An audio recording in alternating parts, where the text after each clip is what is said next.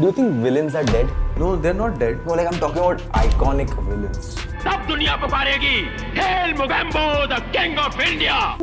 जिस एरा की आप बात कर रहे हो, जैसे कि Mogambo, that whole world justifies Mogambo. It's a comic book film. अभी सडनली इधर तो रियल लाइफ चल रही है, इधर मोगैम्बो आ गया, तो ऐसा तो नहीं हो सकता ना यार। मिस्टर इंडिया, अब वो फिल्म में वो आदमी ही गायब हो रहा है यार। वो वर्ल्ड क्रिएट किया, तो अब वो फिल्में ही जब नहीं बन रही हैं वैसी, वो वर्ल्ड ही नहीं क्रिएट हो रहा है। और आइकॉनिक अगर फिल्म विलन्स की बात करनी है तो जो सिनेमा फ्रॉम द साउथ, उसमें तो हो रहा है ना।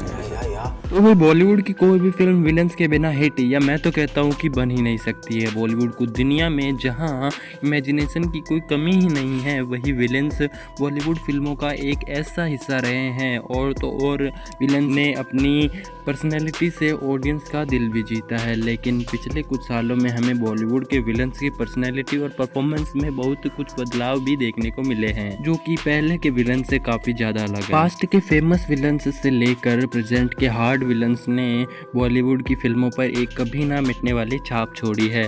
तो मेरे भाई आओ और इन विलन्स के आकर्षक परिवर्तन का पता लगाते हैं और इनके दुष्ट बाहरी स्वरूप के अंदर छिपी हार्ड पर्सनैलिटी को खोजने वाली जर्नी शुरू करते हैं। तो भाई 1970 से 1980 का दशक एक ऐसा एरा था जब बॉलीवुड फिल्मों में विलन्स को अपने से भी ज़्यादा, बल्कि मैं तो कहता हूँ कि बेन स्टोक भगवान की तरह माना जाता है।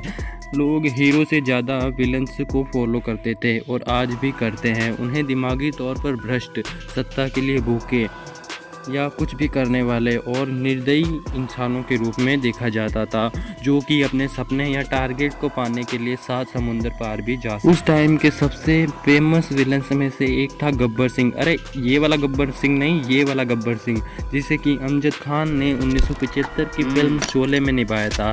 गब्बर सिंह की डार्क पर्सनैलिटी, राक्षसी हंसी और कितने आदमी थे जैसे कुछ डायलॉग्स ऑडियंस के दिलो दिमाग के इस तरह से बसे कि बस ही गए।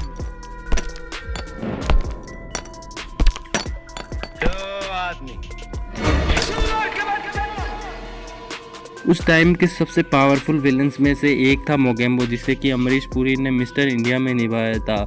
और दिलवाले दुल्हनिया ले जाएंगे में उनका ये डायलॉग, जा सिमरन जा, ये ले अपनी जिंदगी, बहुत ही आइकॉनिक माना जाता है। 1990 के आते आते बॉलीवुड के विलन्स में थोड़ा चेंज देखा गया। इन चेंजेस का एक एग्जाम्पल बाजीगर है, जो कि 1993 में आई थी, जिसमें शाहरुख खान ने अजय शर्मा का रोल प्ले किया था, जो कि अपने पिता की मौत का बदला लेना चाहता है और ऐसा करते करते एक विलन बन जाता है। इस टाइम एक और फिल्म थी जिसने विलन को एक हीरो की तरह दिखाया था, जो कि थी खलनायक, जिसमें संजय दत्त ने एक क्रिमिनल बल्लू का रोल प्ले किया था।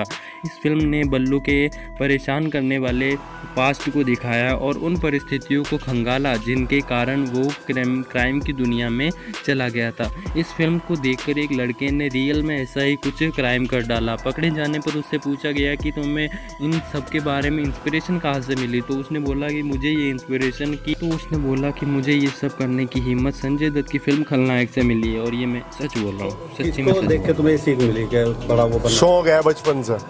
मेरा बाप बदमाश था, मैं भी बदमाश ही हूँ। अच्छा जी, शौक है मुझे इस चीज का, बदमाशी का। देखी थी जिसके खलनायक देखे थी जी। तो क्या संजय दत्त बनना चाहते हैं? संजय दत्त ही हूँ जी मैं। 10 अक्टूबर रात के 10 बजे बल्लू तुम्हारी जेल से फरार। वैसे क्राइम, क्रिमिनल्स और बॉलीवुड का एक पुराना नाता है, जिसे हम किसी और वीडियो में कवर कर लेंगे।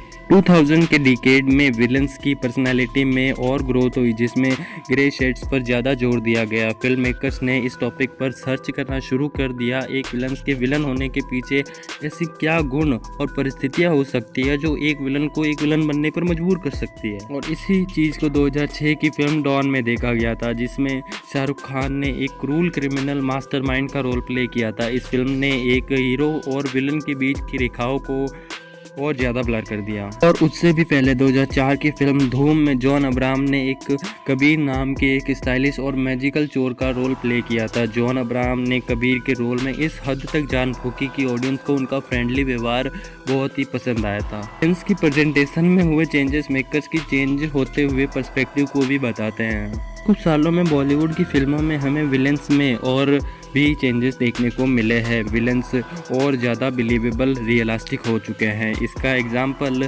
हमें 2012 की web series gangs of Wasseypur में देखा गया, जिसमें कि विलन्स को सत्ता के भूखे गैंगस्टर के रूप में दिखाया गया है, जिनके अपने ही कुछ रूल्स और रेगुलेशंस है। इसी के बाद एक और फिल्म जो कि इन सबसे अलग है, उड़ता पंजाब, जो कि पंजाब में नशीली दवाइयों के मुद्दे को जनता के सामने लाती है। इस फिल्म में दिलजीत दोसांझ ने एक भ्रष्ट पुलिस ऑफिसर के रोल में देखा गया था। लेकिन यही नहीं, अभी और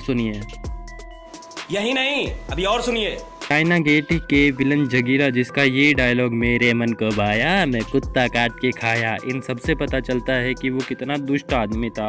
वही जगीरा का कंपैरिजन जवान के विलन काली से करो, सब कुछ साफ हो जाता है। बॉलीवुड में हीरोज़ को जितनी पॉपुलैरिटी मिलती है, उतनी या कहे कि उससे कहीं ज़्यादा उनके को स्टार्स यानी कि उनके विलन्स को मिलती है। वही संजय लीला बंसाली की फिल्म पद्मावत में अलाउद्दीन खिलजी का रोल प्ले करके रणवीर सिंह ने सबको हैरान कर दिया, क्योंकि उन्हें ऐसे रोल्स में कभी नहीं देखा गया था। हैदर, बदलापुर और कमीने जैसी फिल्में हैं जिनमें ऐसे विलन्स को दिखाया गया है जिनका एक डार्क पास्ट और मानवीय कमजोरियां है।